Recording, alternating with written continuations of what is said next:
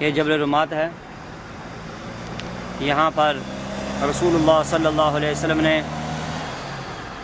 جنگ سے پہلے 50 تیر اندازوں کو مقرر کیا تھا اور ان کو تاکیدی حکم دیا تھا کہ اس جگہ کو تم نے چھوڑنا نہیں، ہمیں فتح ہو یا شکست، جب تک کہ میں تمہیں خود نہ بلاؤں۔ تو جب اللہ تعالی نے مسلمانوں کو شاندار فتح عطا فرمائی، 30 کافر مارے گئے، باقی کافر مکہ کی طرف بھاگ نکلے، تو مسلمان ان کا تعاقب کر رہے تھے۔ تو یہاں سے 40 صحابہ کرام نیچے اتر گئے، 10 صحابہ کرام اپنی جگہ پر کھڑے رہے۔ وہ بڑی جان بازی سے لڑے، خالد بن ولید نے جب حملہ کیا تو بڑی جان بازی سے لڑے، یہاں تک کہ وہ شہید ہو گئے۔ اس کے بعد کفار کی فوج نے مسلمانوں پر یک بار کی حملہ کر دیا، تو جو کافر آگے مکہ کی طرف بھاگ رہے تھے وہ بھی واپس پلٹ پڑے، تو مسلمان درمیان میں آگے۔ اس وقت 60 صحابہ کرام اور شہید ہو گئے۔ رسول پاک صلی اللہ علیہ وسلم پر تیروں کی بارش ہو رہی تھی، صحابہ کرام حضور صلی اللہ علیہ وسلم کا دفاع کر رہے تھے۔ حضرت قتادہ رضی اللہ تعالیٰ عنہ حضور کا دفاع کر رہے تھے، یہاں تک کہ ان کی آنکھ کا ڈیلا نکل کر رخسار پر آ گیا۔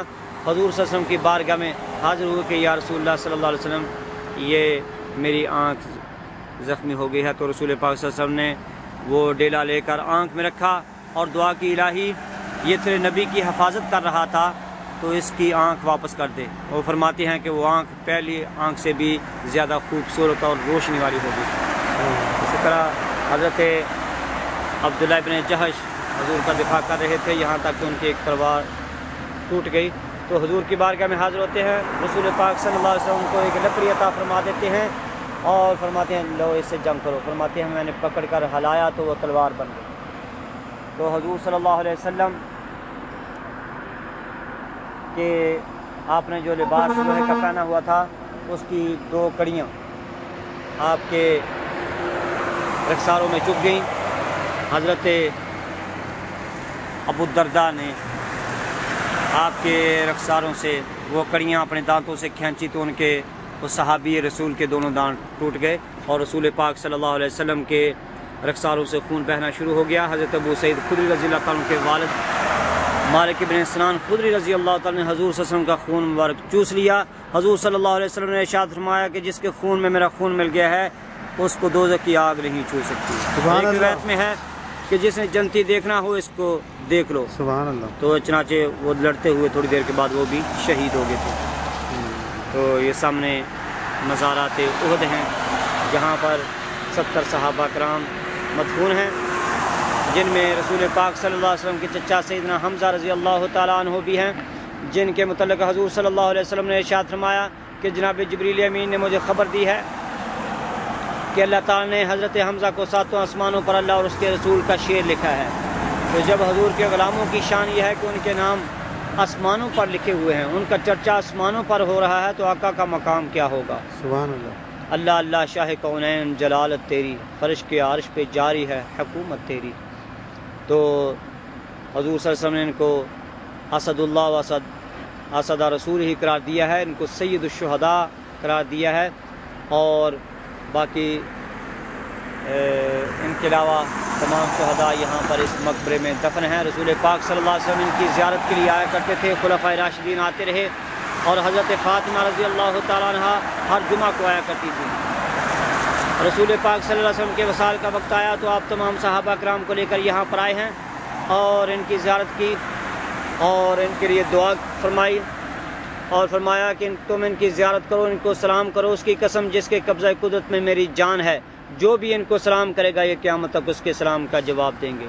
معلوم ہوا کہ شہداء زندہ ہوتے ہیں، وہ ہمارے سلام سنتے ہیں، سن کر جواب عطا فرماتے ہیں، ہماری دعاؤں پر آمین کہتے ہیں۔ تو جب شہید زندہ ہے تو پھر ہمارے آقا اور نبی صلی اللہ علیہ وسلم کی کیا شان ہوگی۔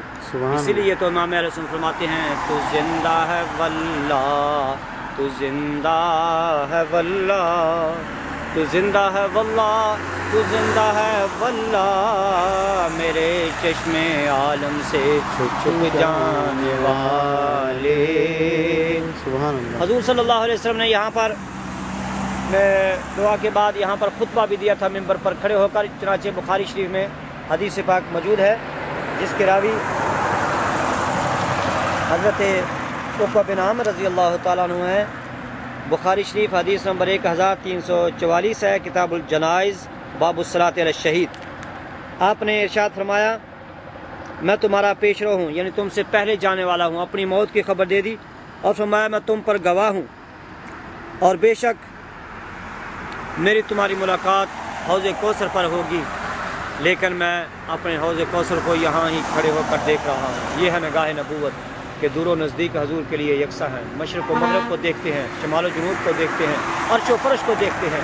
تو جس آقا کی نگاہ کا یہ عالم ہے وہ اپنے غلاموں کو بھی دیکھتے ہیں، ان کے درود و سلام بھی سنتے ہیں، ان کی فریادیں بھی سنتے ہیں۔ بندہ مٹ جائے نہ آقا پہ وہ بندہ کیا ہے، بے خبر ہو جو غلاموں سے وہ آقا کیا ہے۔ اللہ فریاد امتی جو کرے حال زار میں، ممکن نہیں کہ خیر بشر کو خبر نہ ہو۔ سبحان اللہ۔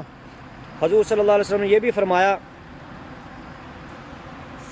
کہ اللہ تعالیٰ نے مجھے زمین کے خزانوں کی چابیاں عطا فرما دی ہیں، اور ارشاد فرمایا واللہ ما خاف علیکم ان تشرکوا بعدی، خدا کی قسم مجھے تم پر ڈر نہیں ہے کہ تم میرے بعد شرک کرو گے، ولیکن اخاف علیکم ان تنافسوا فیہا، ہاں مجھے اس بات کا ڈر ہے کہ تم دنیا میں دلچسپی لو گے۔